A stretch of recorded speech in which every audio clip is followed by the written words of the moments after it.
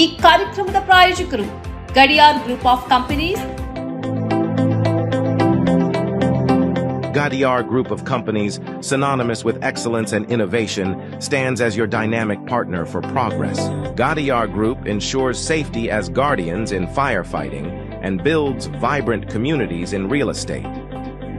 Building tomorrow, today.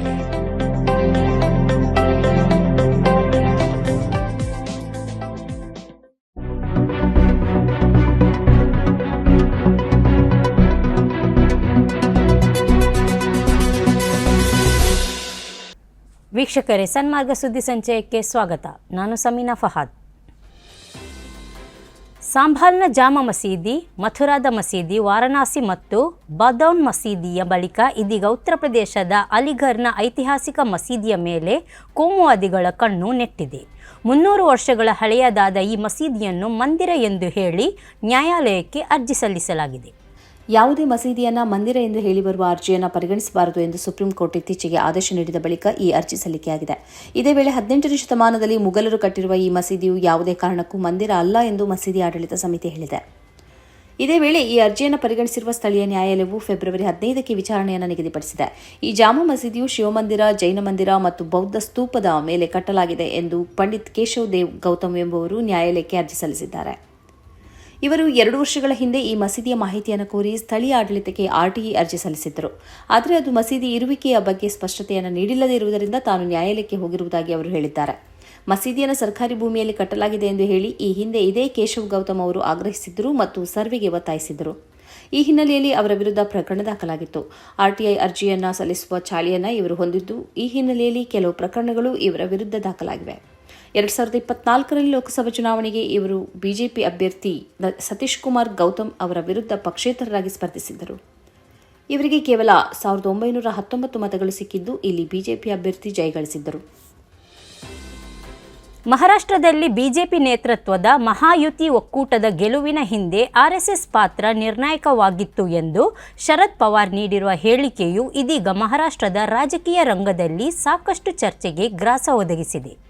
ಇದೇ ವೇಳೆ ರಾಜಕೀಯದಲ್ಲಿ ಏನೂ ಸಂಭವಿಸಬಹುದು ಎಂದು ಮಹಾರಾಷ್ಟ್ರದ ಮುಖ್ಯಮಂತ್ರಿ ದೇವೇಂದ್ರ ಫಡ್ನವೀಸ್ ಹೇಳಿದ್ದಾರೆ. ಮಹಾವಿಕಾಸ ಅಘಾಡಿ ಒಕ್ಕೂಟದಲ್ಲಿ ಎಲ್ಲವೂ ಸರಿ ಇಲ್ಲ ಎಂದು ವರದಿಯಾಗುತ್ತಿರುವುದರ ನಡುವೆಯೇ ಶರದ್ ಪವಾರ್ ಅವರು ಆರ್ಎಸ್ಎಸ್ ಅನ್ನು ಹೊಗಳಿದ್ದಾರೆ. ರಾಜಕೀಯದಲ್ಲಿ ನಡೆಯುವ ಯಾವ ಬೆಳವಣಿಗೆಯನ್ನು ಕೇವಲವಾಗಿ ಕಾಣಬಾರದು. ಕೆಲವೊಮ್ಮೆ ನಮಗೆ ನಮ್ಮ ಎದುರಾಳಿಯನ್ನು ಹೊಗಳಬೇಕಾಗಿ ಬರಬಹುದು. 2019ರಿಂದ 2024ರವರೆಗೆ ರಾಜ್ಯದಲ್ಲಿ ನಡೆದ ರಾಜಕೀಯ ಬೆಳವಣಿಗೆಗಳ ಹಿನ್ನೆಲೆಯಲ್ಲಿ ನನಗೆ ಒಂದು ವಿಷಯ ಮನದಟ್ಟಾಯಿತು. ಅದು ನಡೆಯದು ಎಂದು ಯಾವಾಗಲೂ ಹೇಳಬಾರದು, ಹಾಗೆ ನಿರ್ಧಾರ ಕೈಗೊಳ್ಳಲೂಬಾರದು. ಏನೂ ಸಂಭವಿಸಬಹುದು ಎಂದು ಫಡ್ನವೀಸ್ ಹೇಳಿದ್ದಾರೆ. ಉದ್ಧವ್ ಠಾಕ್ರೆ ಆ ಕಡೆ ಹೋಗ್ತಾರೆ, ಅಜಿತ್ ಪವಾರ್ ಈ ಕಡೆ ಬರ್ತಾರೆ. ಹೀಗೆ ರಾಜಕೀಯದಲ್ಲಿ ಏನು ಸಂಭವಿಸಬಹುದು. ಹೀಗೆ ನಡೆಯಲ್ಲ ಎಂದು ನಾವು ನಿರ್ಧರಿಸುವುದಾದರೆ ಆ ಬಳಿಕ ರಾಜಕೀಯ ಪ್ರಸ್ತುತವಾಗಿ ಇಲ್ಲ ಎಂದರೆ ಅರ್ಥ ಎಂದವರು ಹೇಳಿದ್ದಾರೆ. ಇದೇ ವೇಳೆ ಉದ್ಧವ್ ಠಾಕ್ರೆ ತನಗೆ ಶತ್ರು ಅಲ್ಲ ಎಂದು ಹೇಳಿದ್ದಾರೆ.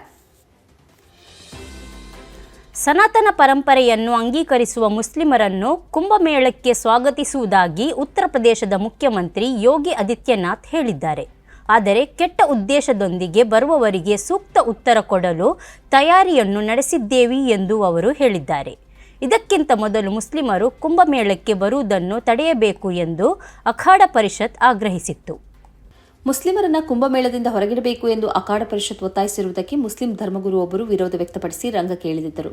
ಧಾರ್ಮಿಕ ಕಾರ್ಯಕ್ರಮಗಳಲ್ಲಿ ಎಲ್ಲರನ್ನೂ ಒಳಗೊಳಿಸಬೇಕು ಎಂದವರು ಹೇಳಿಕೆ ನೀಡಿದ್ದರು. ಇದರ ಬೆನ್ನಿಗೆ ಯೋಗಿ ಆದಿತ್ಯನಾಥ್ ಈ ಅಭಿಪ್ರಾಯ ವ್ಯಕ್ತಪಡಿಸಿದ್ದಾರೆ. ಇದೇ ವೇಳೆ ಮಹಾಕುಂಭಮೇಳ ನಡೆಯುತ್ತಿರುವ ಜಾಗ ವಕ್ಫ್ ಭೂಮಿಯಾಗಿದೆ ಎಂಬ ವಾದವನ್ನು ಯೋಗಿ ಆದಿತ್ಯನಾಥ್ ನಿರಾಕರಿಸಿದ್ದಾರೆ. ಒಂದು ಕಟ್ಟಡದ ಮೂಲ ಯಾವುದು ಅನ್ನುವುದನ್ನು ಹುಡುಕುವುದರಲ್ಲಿ ತಪ್ಪಿಲ್ಲ. ಯಾವುದು ವಿವಾದದಲ್ಲಿದೆಯೋ ಅದನ್ನು ಮಸೀದಿ ಎಂದು ಹೇಳಬಾರದು ಎಂದು ಅವರು ಹೇಳಿದ್ದಾರೆ. ನಿಮ್ಮ ಪರ್ಫ್ಯೂಮ್ ಬಾಟಲಿ ಅವಧಿ ಮುಗಿದಿದೆಯಾ? ಹಾಗಿದ್ದರೂ ಈ ಬಾಟಲಿಯನ್ನು ಸುರಕ್ಷಿತವಾಗಿ ತ್ಯಾಜ್ಯ ನಿರ್ವಹಣೆ ಮಾಡಿ. ಇದು ಅತ್ಯಂತ ಅಪಾಯಕಾರಿ. ಇದೀಗ ಇದೇ ಪರ್ಫ್ಯೂಮ್ ಬಾಟಲಿ ಸ್ಫೋಟಗೊಂಡು ಕುಟುಂಬದ 2 ಮಕ್ಕಳು ಸೇರಿ 4 ಗಂಭೀರವಾಗಿ ಗಾಯಗೊಂಡ ಘಟನೆ ಮುಂಬೈನ ಹೊರವಲಯದ ನಾಲಾಸಾಪುರದಲ್ಲಿ ನಡೆದಿದೆ. ಕುಟುಂಬದ ಸದಸ್ಯರು ಪರ್ಫ್ಯೂಮ್ ಬಾಟಲಿಯ ಎಕ್ಸ್ಪೈರಿ ಡೇಟ್ ಬದಲಿಸುವ ಪ್ರಯತ್ನ ಮಾಡಿದ್ದರು. ಆದರೆ ಬೆಂಕಿ ಹೊತ್ತಿಕೊಳ್ಳುವ ದ್ರವ ಇದಾಗಿರುವ ಕಾರಣ ತಕ್ಷಣವೇ ಸ್ಫೋಟಗೊಂಡಿದೆ. ಘಟನೆಯಲ್ಲಿ 41 ವರ್ಷದ ಮಹಾವೀರ್ ವಾದರ್, 38 ವರ್ಷದ ಸುನಿತಾ ವಾದರ್, ಮಕ್ಕಳಾದ 9 ವರ್ಷದ ಕುಮಾರ್ ಹರ್ಷವರ್ಧನ್ ವಾದರ್ ಹಾಗೂ 14 ವರ್ಷದ ಕುಮಾರಿ ಹರ್ಷದಾ ವಾದರ್ ಗಾಯಗೊಂಡಿದ್ದಾರೆ.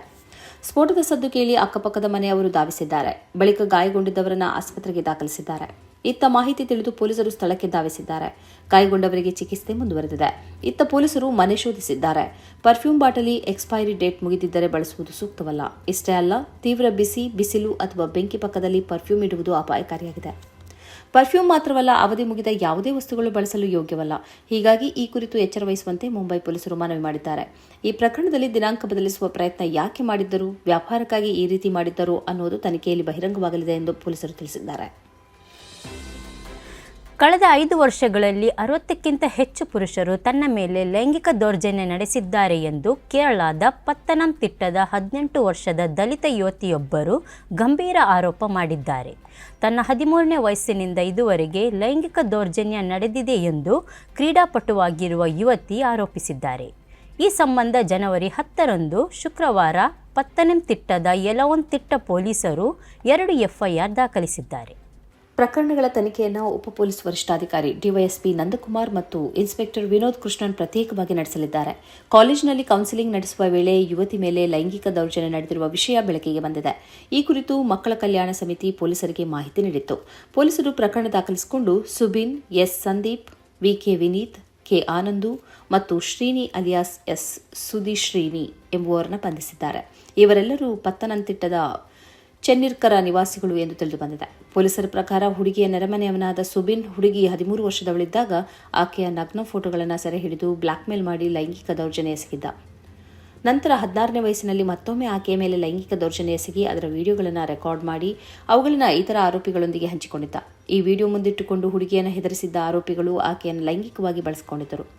ಪೊಲೀಸರ ಪ್ರಾಥಮಿಕ ತನಿಖೆಗಳು ಕನಿಷ್ಠ 60 ಆರೋಪಿಗಳನ್ನು ಗುರುತಿಸಿವೆ. ಇವರಲ್ಲಿ ಯುವತಿಯ ಕೋಚ್ ಮತ್ತು ಸಹ ಕ್ರೀಡಾಪಟುಗಳು ಸೇರಿದ್ದಾರೆ ಎಂದು ವರದಿಗಳು ಹೇಳಿವೆ.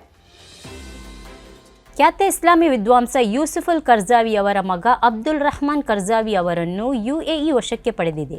ಇವರು ಕವಿ ಮತ್ತು ಆಕ್ಟಿವಿಸ್ಟ್ ಆಗಿದ್ದು, ಸಿರಿಯಾದಿಂದ ಲಬನಾನಿಗೆ ಹೋದ ಸಂದರ್ಭದಲ್ಲಿ ಅವರನ್ನು ಬಂಧಿಸಲಾಗಿತ್ತು. ಆ ಬಳಿಕ ಲಬನಾನ್ ಅವರನ್ನು UAEಗೆ ಒಪ್ಪಿಸಿದೆ.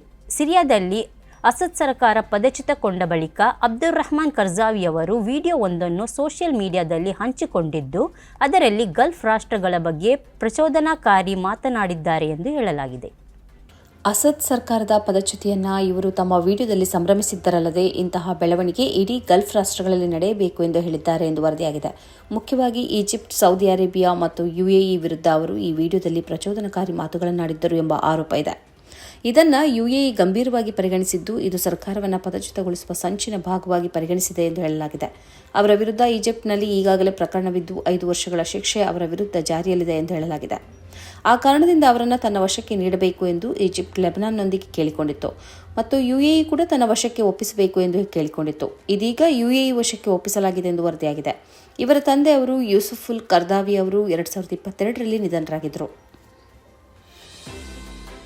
ಇಸ್ರೇಲ್ ಪ್ರಧಾನಿ ನೆತನ್ಯಾಹು ಮತ್ತು ಅಮೆರಿಕದ ಚುನಾಯಿತ ಅಧ್ಯಕ್ಷ ಟ್ರಂಪ್ ನಡುವೆ ಎಲ್ಲವೂ ಸರಿ ಇಲ್ಲ ಎಂದು ವರದಿಯಾಗಿದೆ. ಟ್ರಂಪ್ ಅವರ ಪ್ರತಿಜ್ಞಾ ಸಮಾರಂಭಕ್ಕೆ ನೆತನ್ಯಾಹು ಅವರಿಗೆ ಆಹ್ವಾನ ನೀಡಲಾಗಿಲ್ಲ ಎಂದು ಮಾತ್ರವಲ್ಲ, ಅವರನ್ನು ತೀವ್ರವಾಗಿ ವಿರೋಧಿಸುವ ವಿಡಿಯೋವನ್ನು ದಿನಗಳ ಹಿಂದೆ ಟ್ರಂಪ್ ಸೋಷಿಯಲ್ ಮೀಡಿಯಾದಲ್ಲಿ ಹಂಚಿಕೊಂಡಿರುವುದು ಕೂಡ ಈ ಬಗ್ಗೆಯ ಊಹಾಪೋಹಕ್ಕೆ ಕಾರಣವಾಗಿದೆ. ಜನವರಿ 20ರಂದು ಟ್ರಂಪ್ ಅವರ ಪ್ರಮಾಣವಚನ ಸಮಾರಂಭ ನಡೆಯಲಿದೆ. ಆದರೆ ಈವರೆಗೆ ನೇತನ್ಯಾಹು ಅವರಿಗೆ ಪ್ರಮಾಣವಚನ ಕಾರ್ಯಕ್ರಮಕ್ಕೆ ಆಹ್ವಾನ ಬಂದಿಲ್ಲ ಎಂದು ಅವರ ಆಪ್ತರು ಟೈಮ್ಸ್ ಆಫ್ ಇಸ್ರೇಲ್ ಪತ್ರಿಕೆಗೆ ಮಾಹಿತಿ ನೀಡಿದ್ದಾರೆ. ಕೆಲವು ದಿನಗಳ ಹಿಂದಷ್ಟೇ ನೇತನ್ಯಾಹು ಅವರು ಶಸ್ತ್ರಚಿಕಿತ್ಸೆಗೆ ಒಳಗಾಗಿದ್ದರು. ಇದೇ ವೇಳೆ ಪ್ರಮಾಣವಚನ ಕಾರ್ಯಕ್ರಮದಲ್ಲಿ ನೇತನ್ಯಾಹು ಉದ್ದೇಶಪೂರ್ವಕವಾಗಿ ಭಾಗವಹಿಸದೇ ಇರುವ ಸಾಧ್ಯತೆ ಇದೆ ಎಂದು ಹೇಳಲಾಗಿದೆ. ಯಾಕೆಂದರೆ ಅವರ ವಿರುದ್ಧ ಅಂತಾರಾಷ್ಟ್ರೀಯ ಕ್ರಿಮಿನಲ್ ನ್ಯಾಯಾಲಯದಿಂದ ಅರೆಸ್ಟ್ ವಾರೆಂಟ್ ಇದೆ. ಅವರನ್ನು ಅಮೆರಿಕ ಬಂಧಿಸುವುದಿಲ್ಲ ಎಂದು ಹೇಳಿದ್ದರೂ, ಒಂದು ವೇಳೆ ಪ್ರಯಾಣದ ವೇಳೆ ಬೇರೆ ಯಾವುದಾದರೂ ರಾಷ್ಟ್ರದಲ್ಲಿ ವಿಮಾನ ತುರ್ತು ಭೂಸ್ಪರ್ಶ ಮಾಡಬೇಕಾಗಿ ಬಂದರೆ ಆಗ ತನ್ನ ಬಂಧನ ನಡೆಯಬಹುದೇನೋ ಅನ್ನುವ ಭೀತಿ ಅವರಿಗಿದೆ ಎಂದು ಹೇಳಲಾಗುತ್ತದೆ. ಇದು ಇವತ್ತಿನ ಸುದ್ದಿ ಸಂಚಯ. ನಿರಂತರವಾಗಿ ನೋಡುತ್ತಾ ಇರಿ ಸನ್ಮಾರ್ಗ ನ್ಯೂಸ್. ಸುದ್ದಿಗಳ ಸಂತೆಯಲ್ಲಿ ಸತ್ಯದ ಮೊಂಬತ್ತಿ.